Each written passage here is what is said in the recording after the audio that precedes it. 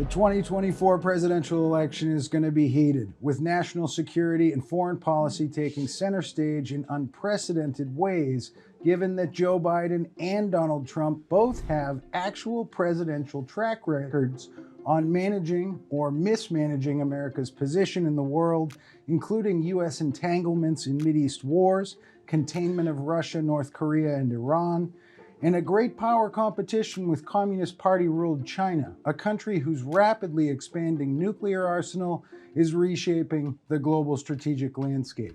I'm Guy Taylor, National Security Editor at The Washington Times, and for this edition of the Threat Status Influencers series, we're honored to be joined by Congressman Joe Wilson, a South Carolina Republican who's had crucial oversight on American defense and foreign policy for decades.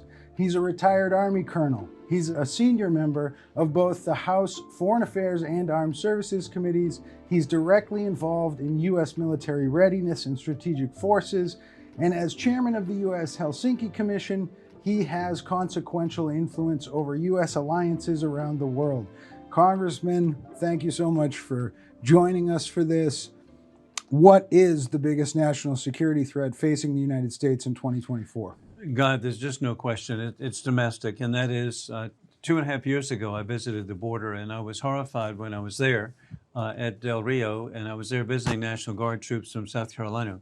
And while I was there, I asked how many people on the terrorist watch list had crossed. And with a straight face, every major official there of the Border Patrol and any other enforcement agency told me they could not tell me, that they would not tell me. And that was really shocking. And so, of course, I did what I should do, and that is every meeting that we had subsequent on the border, I would ask how many people had crossed on a terrorist watch list, and we've now found out hundreds, and particularly in the last year, several hundred. And then there's been a reinforcement that is so dangerous and concerning to me. So it's Islamic extremism, but it's also, again, back with dictator countries. That's what I call the Chinese Communist Party. That's what I call war criminal Putin. That's what I call the regime in Tehran. And so in the last couple of months, over 20,000 military-aged young men have come unaccompanied, have come into our country from what I call dictator countries. They're not, I'm very, very concerned what they may be doing. And so to me, the greatest concern I have for every American family is a domestic attack of some type, and it won't be an attack. They will have the capabilities of multiple attacks simultaneously. It will be, I'm very concerned, and the FBI has indicated and warned about the propensity of these attacks too, so I'm not alone. And then, But that the soft border policy is being exploited by great power adversaries. That's right. And so it's terrorist organizations, but then it's been compounded recently. And then I appreciate Elon Musk has actually this week identified that the great threat of terrorists coming into our country, and actually the term he uses, which the Biden administration is doing, they're importing voters, thinking that these are low information voters crossing the border, nearly 10 million. No, they're not all voters or intending to vote. There are people coming to our country to commit 9/11s on a mass scale, as identified by Elon Musk, and so many people who are authoritative, including the FBI, that indeed we're at risk of attack. Speaking about terrorism, let's talk about one country that's been listed by the United States for quite a while as the biggest state sponsor of terrorism, Iran. Right now, the U.S. military is in a tit-for-tat, low-burning war with Iran-backed Houthi militants out of Yemen, a country with great conflict over the last decade. I want to ask you whether this is a dangerous situation that could escalate into a direct war between the United States and Iran, or is it possibly a kind of quagmire where these attacks are going on, most of the media is not paying much attention to them? What is your take on it? And it's so sad. In the Red Sea, we've already had 2 people killed in the last 48 hours. And so previously 2 U.S. Navy SEALs who had boarded on a ship bound from Iran with weapons for Houthi militants. And when I think of Houthi and I think of Hamas and Hezbollah, what we're talking about, we all use the term proxy. No, these are puppets. They're not acting in the place of the regime in Tehran. They are the regime in Tehran.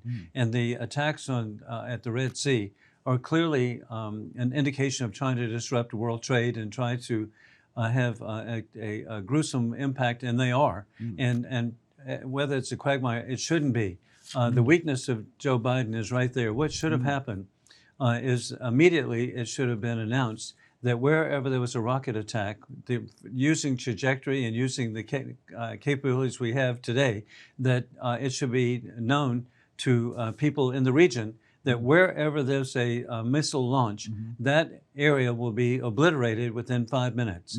And people should have been warned, because we know they're locating their facilities among civilian populations, but the people should be warned.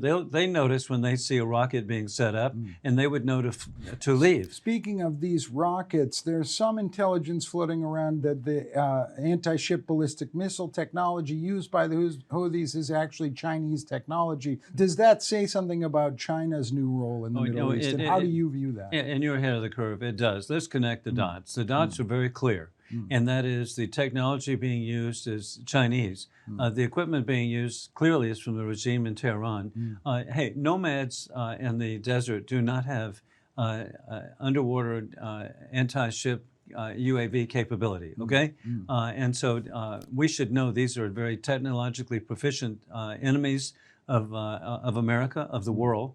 And we need to act on it. And it's a big picture, but it's very clear to me. And the dots are very clear, Guy, to me, and that is that we're in a war we didn't choose, of dictators with rule of gun invading democracies with rule of law. We didn't choose this. This is begun by war criminal Putin on February 22, 2022, by the invasion of Ukraine. Then it accelerated on October 7, 2023, with Iran invading Israel with their puppets of Hamas. And a danger we have is that part of the axis of evil, obviously, is the Chinese Communist Party. And they're watching. And we need to be ever vigilant to establish peace through strength. We should be strengthening the island of Taiwan. We should be building up, and we are, because I've just gotten back from visiting in Korea and Japan. And so in the Far East, we're building up Australia, Philippines. Philippines came under a water attack this week from the Chinese Communist Party. And so over and over again, we need to be putting our allies together to try to have peace through strength in the Far East, because we're clearly in a hot war, whether we want to or not.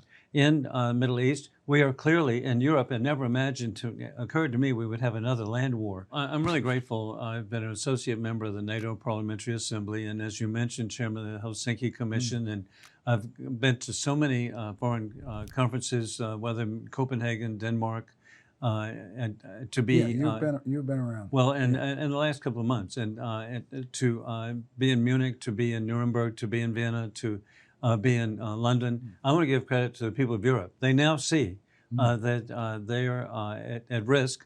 They now understand that Putin has every intent of occupying Ukraine, then Moldova, then Georgia, and then he's directly threatened the Baltic republics, members of NATO. This is not a secret. And so I would tell you that also I want to give credit to somebody, Donald Trump. He has made it clear that they need to be prepared to defend themselves and to be fully part with the 2% of their budget to go to national defense. And when I was in Vienna recently and in Munich, over and over again, members of the Bundestag told me, hey, we got the message. We're going to get to 2%. Sure. France is already at 1.9. The Germans have been saying it for a long time, but they're still hovering around 1.7%. No, the numbers are getting better. Now, okay, the whole story. They would tell me we're at 2%. Well, I looked into it and found out not quite. They were including 8 billion euro that they're sending to Ukraine as part of their 2%. Right. And so I'm just confident that with right pressure, this shall be done. And I was very happy just 2 weeks ago to be with President Trump in Rock Hill, South Carolina, where I had up to meet with him and let him know, hey, Mr. President, 2% is coming on board.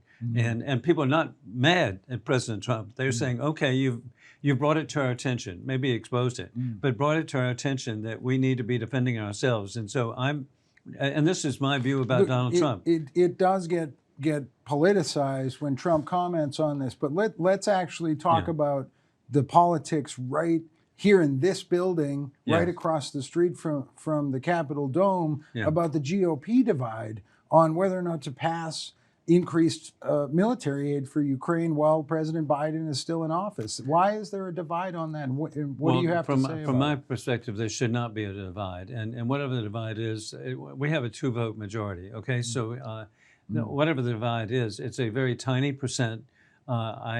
Who, in good faith, they want to protect the borders of the United States. Well, my view, we can do all. And I've actually been working bipartisan, okay, with Congressman Brad Schneider, and that is we need to maintain the border of Ukraine, the border of Israel, the border of Taiwan, and the border of the United States. And so it should be bipartisan that all 4 borders are critically important, and we have and could and should maintain all. And so I would disagree with some of the people in the Republican conference that you can't do one without the other. I would do any one individually. I would like to do all 4 simultaneously. Let me ask you one more back on China. Yeah. Air Force General Cotton, commander of U.S. Strategic Command, was up on the Hill very recently warning about an acceleration in Chinese nuclear weapons deployment and development. Is the United States responding to that effectively? And what is the best way to respond to that? Because it's pretty clear that China is an emerging great power and maybe shifting its nuclear posture away from one of minimal deterrence towards something more robust, kind of like Soviet-style Cold War posturing. Well, again, you're ahead of the curve. You're right. It's ICBM placement that they're doing, but it's much more than that.